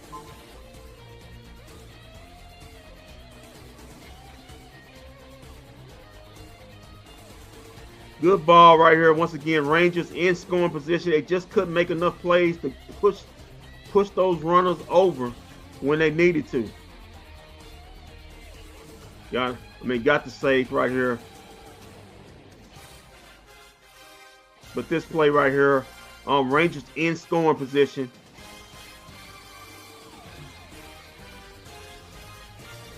I just texted. I don't know if you saw in the group text. I put Globe Life looks so much better with the roof open. He said it's not for Vosh says not for the home team. No, listen, it didn't make a difference. Go on, Vosh, don't be like that. Vosh, whether the roof was open, the roof was closed, the Rangers had their home white uniform, they had the powder blue uniform. They lost every way imaginable in this series. The Reds only had their gray uniforms on. They beat the Rangers, and every uniform they had, color combination they had on their color scheme. Yeah, and the Reds take it right there, 2-1. Rangers going into the series with 4-2, first in the AL West. Now they're 4-5, third in AL West with a game tomorrow, like I said, against the Mariners. We'll see what happens in that game. It's the battle between third and fourth, second and last. So hopefully the Rangers can get back on the hot streak at home. 0-3 in their first home game is not going to get it done. Got to get better than that. Hopefully they get a chance to get better against a Mariners team that was picked by many, not just to win the division, but to actually go to the World Series. So it's going to be another tough one for the Rangers.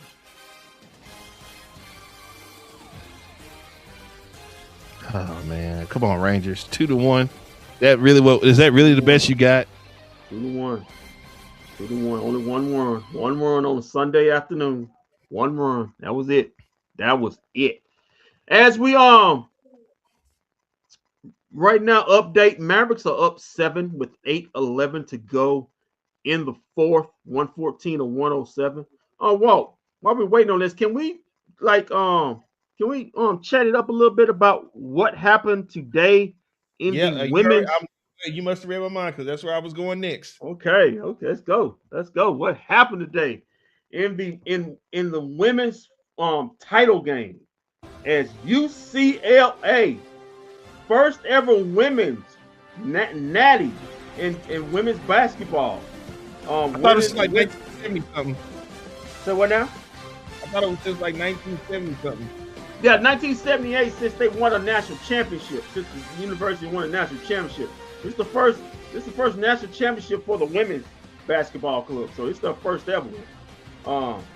So yeah, man, big, and it wasn't even close. It was a well-resounding ass whooping, B2A, belt to ass, as they beat up on, pump, stomp on, showed out all over South Carolina today.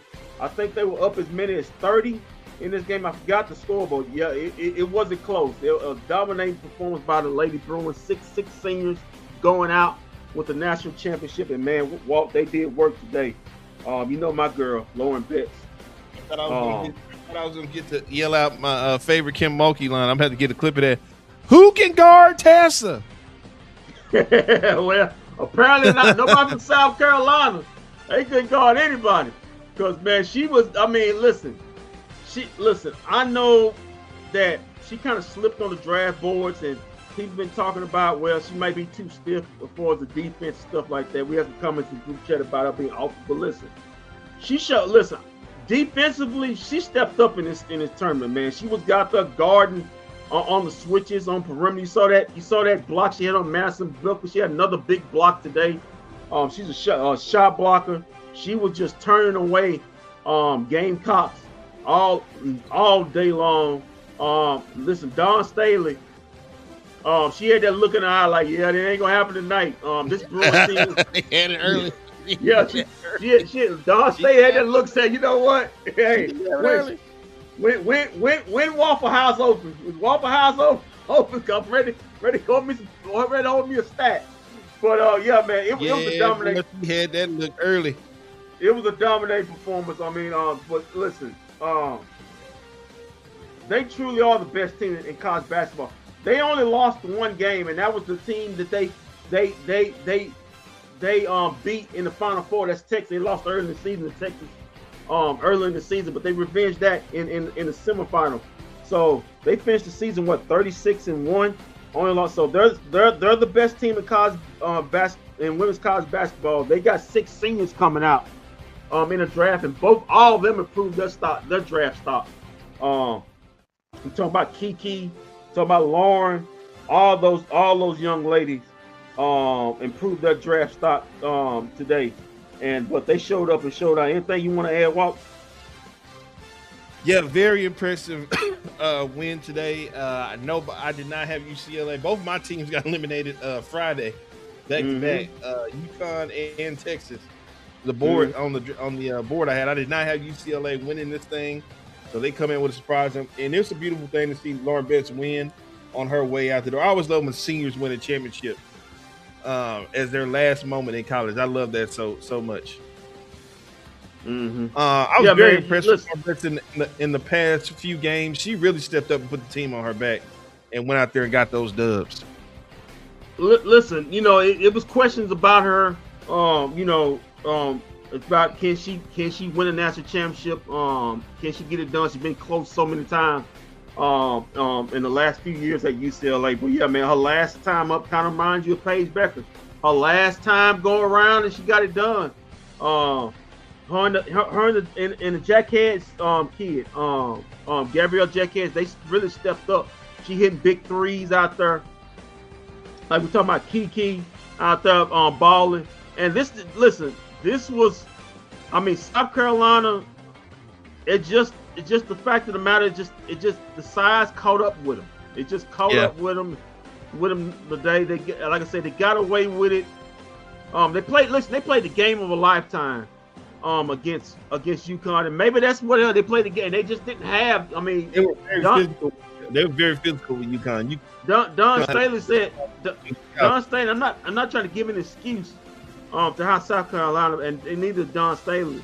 But she said, like, she talked about it, like, we just didn't have anything in the tank, and it looked like they put everything they had in that UConn game, and they just didn't have anything with a determined Bruins team, who like Lauren Betts said, we was coming to win this national championship. This was the last chance for us. And quote, it was the last opportunity for us. We wanted to go out with champions, and they did exactly that. They beat, beating Texas, beating that was an upset to me. Yeah, beating Texas. Texas had already beat them early in the year. Yeah, beating Texas, then turn around beating South Carolina. South Carolina was favored in this game by 2.5. They were favored in this game. And think about it, UCLA really kind of had a hard path to the what's name. They did. They played LSU. They did. It was in the bracket with LSU, Duke. So they had LSU, Duke. I'm sorry, not LSU. They had to play Duke. They played Duke. And so they had a hard path. So it wasn't like no easy path for them. But yeah, it's just they may not have. Like I said, Lauren Betts is one of the best players. I don't think she's the best player in college basketball, but she's one of the best players. But they didn't have like a this is a I think this is a team where experience won. It kind of reminded me of those UConn teams a couple years ago. Speaking, UConn play Michigan tomorrow, but it kind of reminded me of those UConn teams a couple years ago. Had all those seniors on it. It just had experience, man. Experience of going through it. Was AZ hurt or something the other night? I didn't hear anything about that. But she did not play up to AZ potential. No, listen. Matthew Booker got exposed to me the other night. like I said, she got exposed, but I put it more on how UCLA was just determined. They were just determined. The Bruins just determined. They had that look in their eye. They wasn't gonna be denied this year. Like I said, they've been coming up. They've been bridesmaids for the last 2 years, and they were determined that we wasn't gonna be bridesmaids this year. We was gonna be the bride, and they played like a team that was determined. Everybody sold out in this game, in this Final Four. You see, they getting rebounds, hustling, and it was just listen. And like I said, UCLA they played some hella defense. They held. I think South Carolina was averaging 86 points in this tournament. They like held them 30 points or some 29 points underneath they average, and they did the same thing to Texas, held them underneath the average. But like I said, it's just a team. It was just their year. It was their year, their time, team of destiny, you want to call it. But they had it all going on both ends. They had the look in the eye. They wasn't going to be determined. Look at that, defenses going for balls, contesting every shot. And like I said, South Carolina, they were.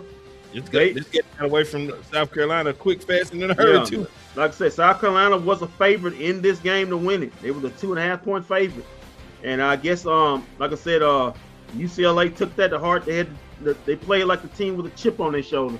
And you know what? I said this, but you know what? That's true. But what I said this is South Carolina. Shout out to South Carolina, man. This is their third straight title game they played in. Now, I put out there, they've been blown out the last 2 title games. They got blown out by UConn, and they got blown out by UCLA. But at least they're getting there. Getting there. So shout out to Dawn State. She's got one hell of a program. It just she made her match the last 2 times in this title game. Her teams were handled by UConn last season, then handled again by UCLA in the title game. But this is their third straight appearance. I mean, crazy, but the WNBA draft is next Monday. Next wow, Monday night. You win the national championship, and then the next week you have to go get drafted. Yeah, next Monday night. Next Monday night is the draft. April 13th. We will be. I don't know where we'll be, but supposed to be happiest hour. Happiest hour. We will be covering at the Wings with the #1 pick in the draft. This coming draft, somebody to pair along with Paige Beckers. Who would it be?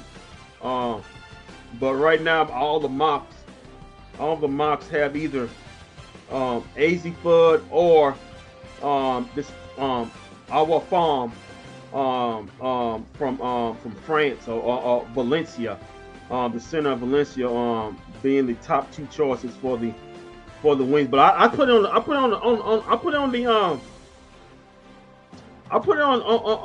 on Twitter, man. I think Lauren Betts, she played herself, because right now all the books had her going 4th or 5th. She played herself into a high draft stock. So she played herself in the conversation as a top 3 draft pick, not just 4 or 5. So that tournament really improved. Boy, UCLA was knocking down open shots today like it was nothing. Yeah, this right now you can tell it. What's that old saying we say? Put the women and children, get the women and children out of there. Yeah. House is on fire. Yeah, it was a blaze. They was knocking down everything. They was knocking down everything. They were just hitting time. Who can guard Tessa? Who wants to guard Tessa? If they have a T-shirt made of that, I will buy it. I think I gotta look. Tessa. I think I gotta look at it, Walt. I gotta look at here as I'm looking at the draft. They got Lauren Betts going to Washington at 4, and they got Kiki on point guard from UCLA going 5th to Chicago. They got the sharpshooter Guyana. Is that Kanipas? Kanipas on the sharpshooters. They got her going to Golden State at 8. And also they got Gabriel Whitehead going to Indiana at 10. So they got 4 of the top 10 picks UCLA has right now in the draft. 4 of the top. They got also, if you're talking about national champ, Raven Johnson. They got the point guard for UCLA. Excuse me, not UCLA, for South Carolina. Going.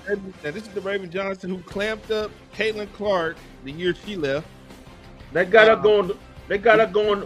Yeah. Clamped up AZ and Sarah Strong at the same time last game. Well, she couldn't clamp up. She couldn't clamp nobody up. They couldn't clamp up Kiki and Jackass. They was getting it on them. But they got Raven Johnson going to the Washington Mystics at 11. So yeah, man. So where they got here, Raven Johnson, Lauren Betts in Washington. Man, good lord. As it's 52 to 30 right now. Midway through the fourth, it's a 30-point lead. It's all academic right now. It's all academic. Dawn Staley had that looking eye, like she's ready to go to the Waffle House, get her stack. Get her stacking and go home. She waved to the crowd on her way out. But she did better than Gino did, who showed his ass. Let's talk about that for a second. What was that about, Kendrick? How do you feel about that incident that went down? Gino was salty. He was salty that his team was getting beat, and he had since apologized since yesterday. Yeah, and deserved, so he needed to apologize. You don't get upset because somebody didn't shake your hand pregame. That doesn't make you upset. He was upset because South Carolina played a physical game, and his team couldn't. I guess woman up to it. I want to say man up, but woman up to it. Couldn't match it, and I'm just gonna call. I like AZ. I love AZ. I think she's the best two-way player, but she got punked in that semifinal. She got punked as well as all of them did. They couldn't handle the physicality, and they kind of. It's the first time like they got punched in the mouth this whole season. They couldn't handle it. And the coach couldn't handle it as he was complaining about fouls. But we see UConn play that physical also. If you think about it, UConn started the game out physical, and they jumped out on South Carolina. And South Carolina turned up the physicality, and UConn couldn't handle it. And what you saw was a guy who was salty that his team was getting exposed, and they was getting out physical. And it was a representation on him because he was coaching the team. So his game plan didn't work, and he got out coached, and he felt a certain type of way for it. But don't excuse it to with a handshake, because that's BS right there. Because of the fact of the matter, the ESPN reporters talked about it, Walt. After the game, he did the exact same thing when he didn't go through the line to congratulate South Carolina off their victory. He took his salty butt on. So the same thing he accused Dawn Staley, he did in the post game handshake. So he can't really say nothing. And I thought the excuse he made why I said it, and it was kind of weak and didn't show any class. Well, he's a great coach, all that, but that was a bad moment. But Janae said it best. She was like, "Yeah, but we're gonna look over it and excuse it because it's Gino. It's Gino. Yeah, it shouldn't be. It shouldn't be. He handled himself. Classless, in my opinion. Like I said, it wasn't about no handshake. You can miss me on that. It was about the fact of the matter that he was mad that he wasn't getting no foul calls. His team wasn't getting no foul calls, but it was more of a fact that his team got out physical, and he couldn't coach them out of it, and they couldn't play their way out of it. Point blank, period. Yeah, Candace had some interesting remarks. What she did? What? Candace Parker remarks. What'd she say? She said, you saw both you seen both shade from both sides. You saw the shade of both people on that side come out. You seen their true colors, is what she said. And you know who she was like, and you saw the true colors from both sides, and you saw the real true colors stand out the most. Whose true colors really stood out the most. she was talking about Gino. You know, she don't like Gino. Yeah. Let's go to history. That they were, remember they competed against each other when she was at Tennessee, and he was coaching at. He was still coaching. I think he's been coaching for 25 years or more, or something like that. So he was. I think he did something shady to them too. Yeah, so it's some history going. It's some history going there between those two programs because they met each other in the highest level. But yeah, it wasn't Gino's best moment. It was classless. And the excuse he made, it just put it that plain out. It was bullshit, and he should be better than that. Since he wants to be the people call him the so-called elder statesman of women's college basketball for his coaches. Yeah, it really took away from those girls in South Carolina's victory moment and win. Yeah, when he did that. I didn't. Yeah, my only beef is that okay, you doing that, but if you had won, would you have done that? No, he wouldn't have done it. He wouldn't have cared. And that's what I'm talking about. It wasn't about no handshake. He lied. He flat out came out there and lied. Out there, and he lied on Don Staley, and that ain't cool. It wasn't about no handshake. If they would have won that game by 30, he would have came over there and gave Don Staley a kiss, a hug, and he wouldn't have thought nothing about it. He was already in that mode. If you remember like you told me, like you put in the group chat, the post game, the end of the start of the fourth quarter interview was that it, or halftime interview where they do the interview with the coach? He was already over there in that mode, dry snitching, over there the beginning with that. But if the fact of the matter is, your team, the games played how the games played. All right, well, hold on real quick. Let's take a look for anybody who's been living under a rock. Let's take a look at this thing. Okay. Daly telling her team, hold it.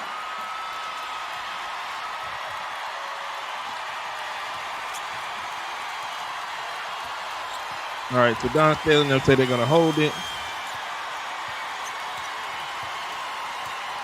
Yeah, wait, Don Staley, he actually, I told him, let's shoot the doggone thing. One final inbound here. The officials will hold the players. Now Dawn and Gino getting into it a little bit on the sideline as Gino has to be held back. Come shake my hand. Shake my hand. And Dawn and Gino, that's part of what makes this rivalry. Yeah, you did right. That was the word. I'll beat his ass. Yeah, you messing with the right one today. Just like he from Philly. That's a Philly chick right there. There does have to be one final inbound here before this game. So he walked up for the game, you know. Yeah, that's what I'm talking about. What he's talking about, a handshake. He didn't come over there and shake the opponent's hand.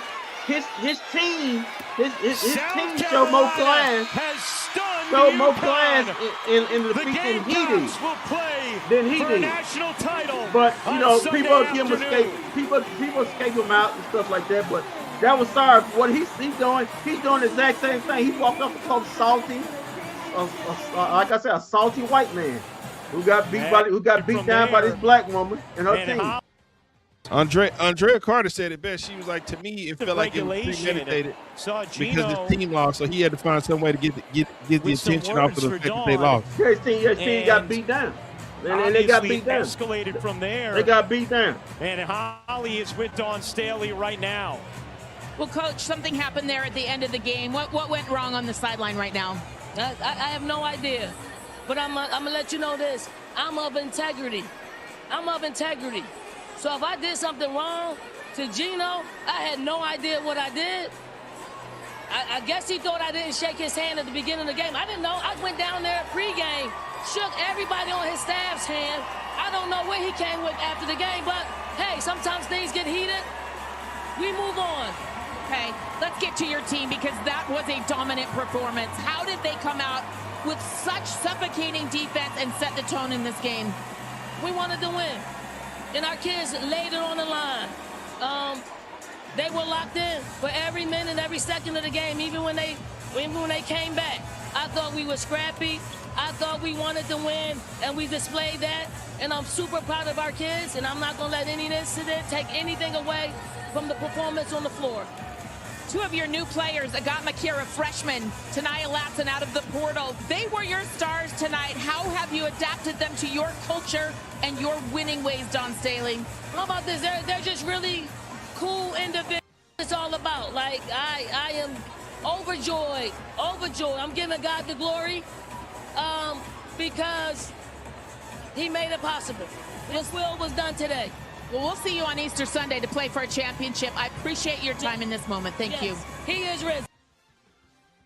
He is risen. Of course, some people had jokes today that maybe she should have been more focused on the game instead of Gino Aramo before. Maybe she would have won today. There were some comments made like that I seen come in, but whatever. No, that just. Listen, UCLA was determined today, man. Listen, we both had Texas. We both had the board for Texas and UConn. We had Texas winning the national championship. We did the show. I had Texas winning the national championship. Texas, you had Texas, and I did another board with UConn. I thought they made the freaking final. I thought they was the most complete team. Even though UCLA and UConn had the top two number one seeds. Texas was the third number, but I thought they was the most complete team. And UCLA, I mean, they played them and held them down, held Madison Booker down, and won that game. And then turned around and played today a South Carolina team that just got through destroying the UConn Husky team that came in undefeated, destroyed them. So yeah, man, shout out to UCLA. First ever women's basketball championship.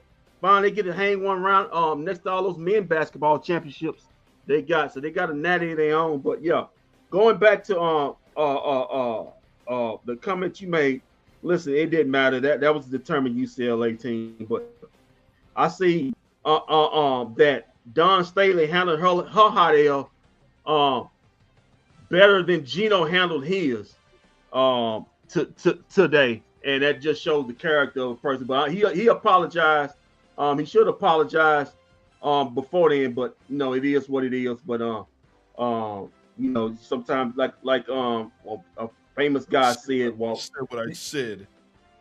A famous athlete said, "You got to handle your ass beatings, and your ass whoopings the same way. If you don't, that shows who you are."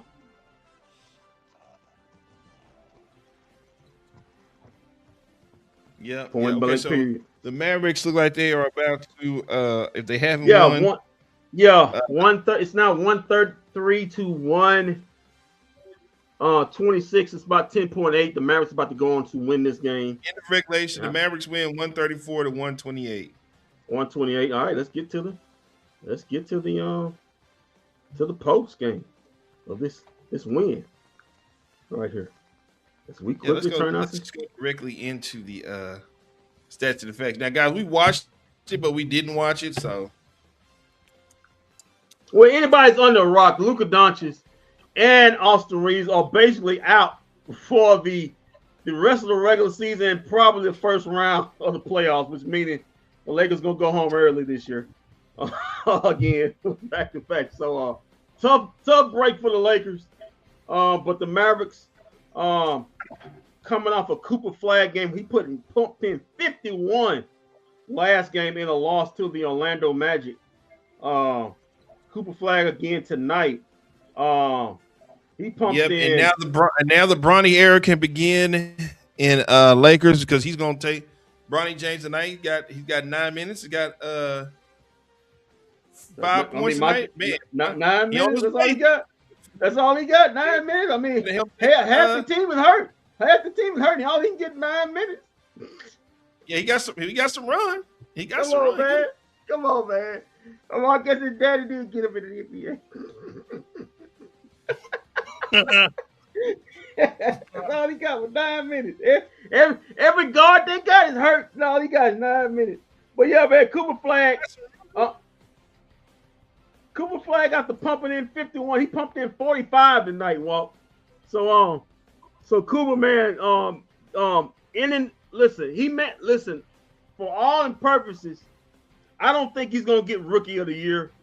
I'm disappointed in that. I think he should. I think they're gonna give it to Con Kneppel because of the team, but that's an individual award. If you look at it, he's the best rookie by far. But I think Cooper Flag is taking down the rest of the league. I think he's hearing that they're probably going to give it to Con Kneppel, but we all know who the best. Kneppelman is going to get it, huh? So we all know who the best rookie by far is this season, and it ain't the Nipple man out there. It's the Flag guy, and he is planting his flag, especially last two games. What is that? 51 and 45. What is that? Add that together. Well, that's 96 points in the last two games. Wow. Racism, man. Wow. Sheer racism. Wow. Sheer racism. What they're doing, man. White on white racism. White on white racism, man. It's bad when a white man get. It's bad when a white man get racism by another white man. What kind of world we living in? White on white. Shaking his head right now. All right, man, Kendrick, take it away. Let's look at the stats and the facts, my lord.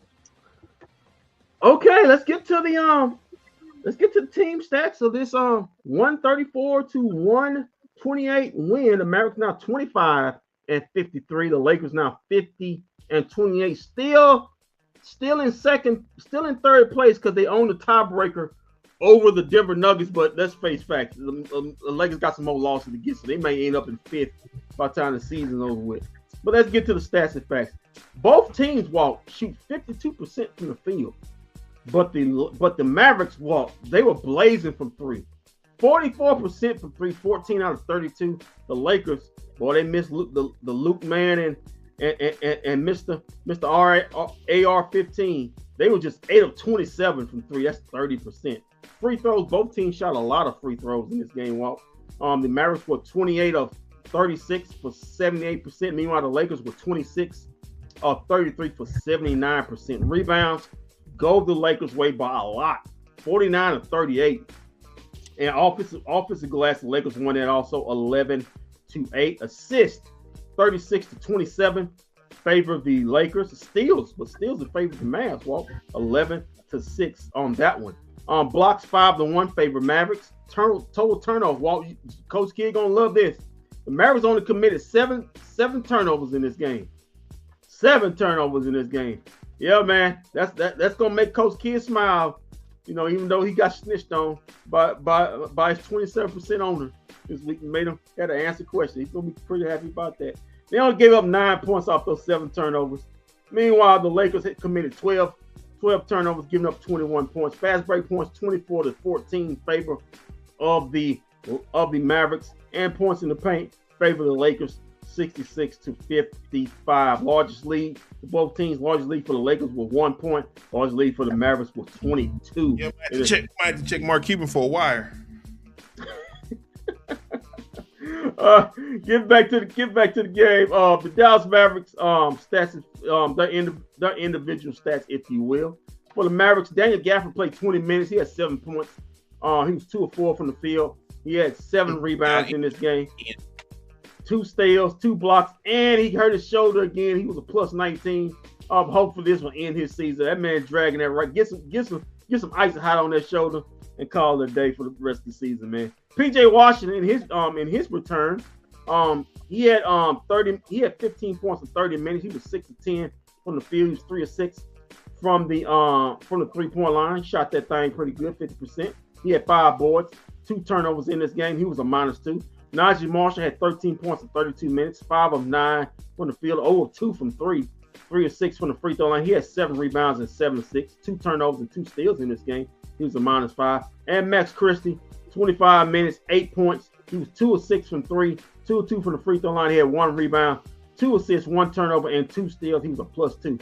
But Walt, we know who my DFW player of the game goes to, and that's one Cooper Flag. Cooper Swag. Well, Cooper was in his bag tonight. I think Steph is back tonight. Yeah, he's back tonight. Rockets and Golden State Warriors in the second half of the NBA on NBC. Cooper Swag was in his bag. 45 points in 39 minutes, coming off the 51-point night he had on Friday night against Orlando. That's 96 points total in 2 games. 14 of 27, 2 of 4 from 3, 15 of 17 from the free throw line. He was aggressive in this game. Almost had a triple-double. He had 8 rebounds and 9 assists. 9 assists in this game, Walt. He had 2 turnovers, 2 steals in this game. He had 1 block. He was a plus 11. Cooper Swag, my BFW, player of the game. Let's get to the bench. Chris Middleton, 18 minutes. He had 8 points. He was 3 of 5 from the field, 2 of 3 from 3. He had 2 rebounds in this game. He had 6. He was a plus 6 in this game. Dwight Powell, 6 minutes. He was 0-1 from the field. Had 2 rebounds and 2 assists in this game. Also had a block. He was a -4. Marvin Bagley, the third, back from injury. He had 9 points in 21 minutes. He was 4-7 from the field. 1 of 1 from 3. He had 4 rebounds in this game. 1 steal, 1 block. He was a -10. Klay Thompson had 11 points in 18 minutes while he was 4 of 8 from the field overall. 3 of 6 from 3. He had 2 assists in this game. He was a +4. B. Will, 13 points in 25 minutes for him. He's 4 of 7 from the field. 0 of 1 from 3, 5 of 7 from the free throw line. He had 2 rebounds, 5 assists in this game. He also had 2 steals. He was a +10. And J-Pole, I can't pronounce the kid's name, so I'm gonna call him J-Pole. 7 minutes and 5 points for him. He was 2 of 4 from the field, 1 of 3 from 3. He was a -1 in this game. Ryan Nembhard did not play in this game. Also, Smith did not play in this game. And A.J. Johnson did not play this game. Coach's decision. All right. Let's get to the Los Angeles Lakers. LeBron James. 39 minutes. He had 30 points in this game. Almost had a triple-double himself. He was 12 of 22 from the field. 1 of 6 from 3. 5 of 9 from the free throw line. He had 9 boards, just 1 shy of a triple-double. He had 15 assists. 1 rebound away for a triple-double. For another triple-double. I think he's top 5 in triple-doubles this year.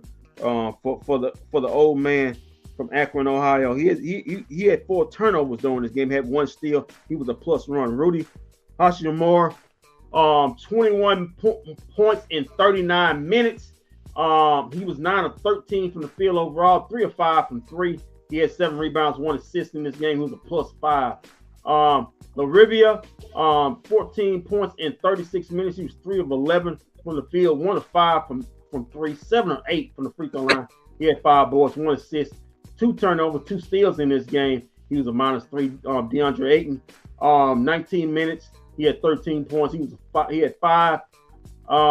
He was 5 of 9 from the field overall, 3 of 4 from the free throw line. He had 4 rebounds, 1 assist, 1 block in this game for DeAndre. You know what? There was the battle of the top 2 overall draft picks in the 2018 draft.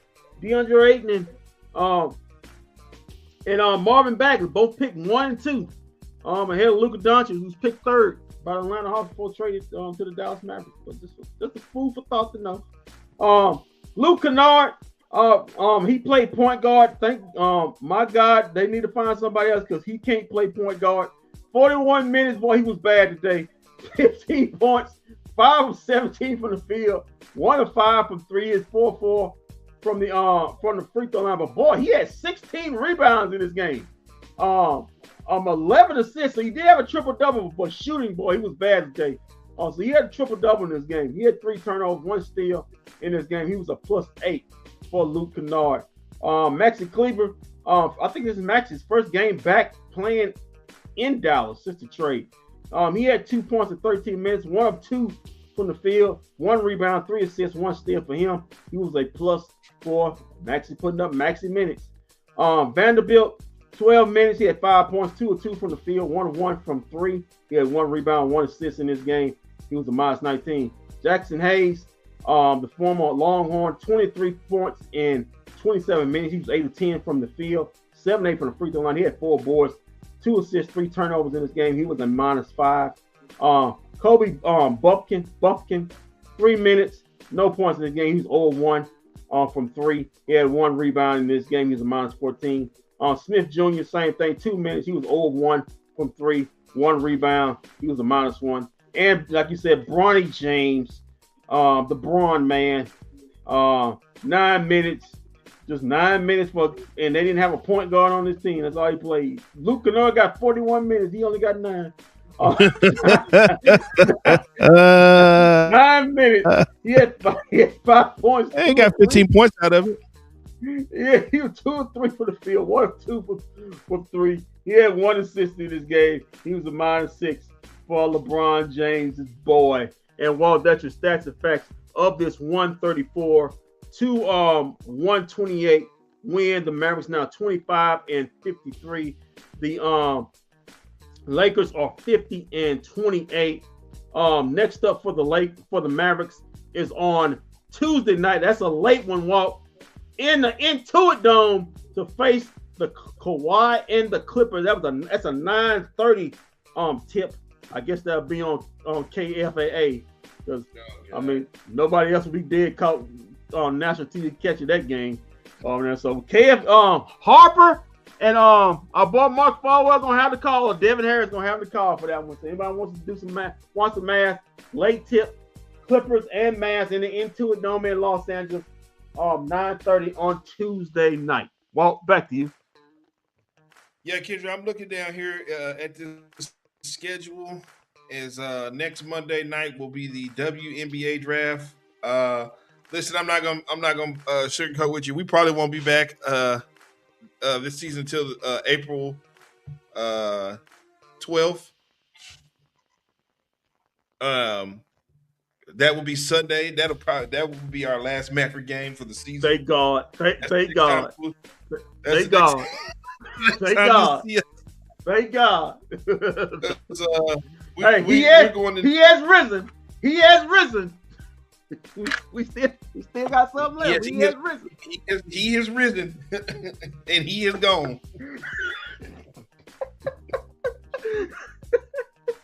Put the rock back in front of that mountain where Jesus opened and he walked out. Lord Jesus. Jesus turned his head, shook his head, said, "I'm out. I'm out. I'm out." Yeah, he definitely looking down the set. I had to sit here and watch this game. These Mavericks put these Lakers on my resurrection day. Good Lord. Good Lord. But yeah, man. Yeah, we'll be back. I guess we have wild carded for the season finale. I think that'll be against the Bulls. Chicago Bulls. Yeah. Yeah. Bulls. April 12th. And that's the night before we turn WNBA. We go official WNBA. Yeah, we turned NBA into WNBA. Thank God for that. for that. So this season can't end fast enough. If they wanted to end of the night, just hand the Mavs the rest of these hot airs, I wouldn't be in favor of it because everybody's tanking anyway. But anyway, yeah, man. Walk back to you, man. Go ahead and take it away. Take us home, or take us in, or take us where you want to take us. I gotta take us home. I'm gonna go ahead and take us home, man. Man, thank you to Marcus Taylor for joining us tonight. Man, it was a great interview. We'll get it up so you can watch it. But man, thank you to him. Yes, hope. Don't expect to see us the rest of this week. We're gonna take a week off to get ready for the WNBA draft. We're gonna take a week off and get ready for next this coming Sunday. Sunday, yeah. Then the WNBA draft. Yeah, I gotta go get all my Dallas Wings polo out and get ready. So. Yeah. But I'm already ready. I'm already got ready. But until then, keep your feet on the ground, keep reaching for the stars. Always do what's best for business. If we don't see you around, then we'll see you around live next Sunday for the last time this season with the Dallas Mavericks.